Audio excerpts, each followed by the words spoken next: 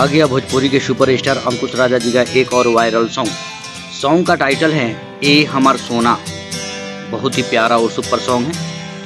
इस song में अंकुश राजा जी के साथ शिल्पी राज जी का मधुर आवाज़ है। इस गाने को वायरल भोजपुरी से 9 नवंबर को 10 बजे रिलीज किया जाएगा। गाने के राइटर बॉस रामपुरी जी, म्यूजिक से सजाया है आर्या शर्मा जी।